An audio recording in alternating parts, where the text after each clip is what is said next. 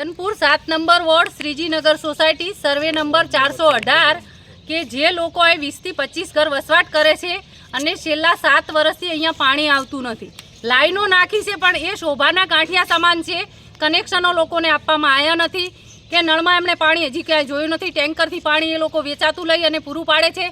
નગરપાલિકામાં એમણે chief officer Shri, ધારાસભ્ય શ્રી અને વહીવટદાર શ્રીને પણ આવેદનો આપ્યા અને અરજીઓ આપી. લોકો ધક્કા ખાઈ ખાઈને થાક્યા અને આજે મને ફોન આવ્યો હતો કે બેન તમે અમારી મુલાકાત લો, અમારે અહીંયા પાણી આવતું નથી. આ લોકોને પીવાનું પાણી તો પીવાનું પણ નાવા ધોવાનું પાણી મળતું નથી. વેચાતું પાણી લઈ અને આ લોકો અહીંયા વસવાટ કરી રહ્યા છે. વેરો ભરે છે, ટેક્સ ભરે છે. તો એ લોકોનો ટેક્સ અને વેરો શા માટે લેવામાં આવે છે? અને આ પાણીની સુવિધા પૂરું નથી પાડી શકતી નગરપાલિકા. અને નગરપાલિકા એક બાજુ એમ કહે છે કે અમારા અંડરમાં સોસાયટી નથી આવતી, તો સામે જ એક દાખલો બેઠો છે કે નગરપાલિકાએ મકાન બનાવી આપેલું છે. તો નગરપાલિકાને અહીંયા પાણી નથી આપવું, આ એક કિનાખોરી રાખી રહી છે. અને નગરપાલિકા જો તત્કાલમાં હવે ચૂંટણીઓ આવી રહી છે, અહીંયા પૂરું પાણી પાડવામાં નહીં આવે લોકોને, તો લોકો ગાંધી ચિંધ્યા માર્ગે ઉગ્ર આંદોલન કરશે અને હું પણ એમની સાથે છું.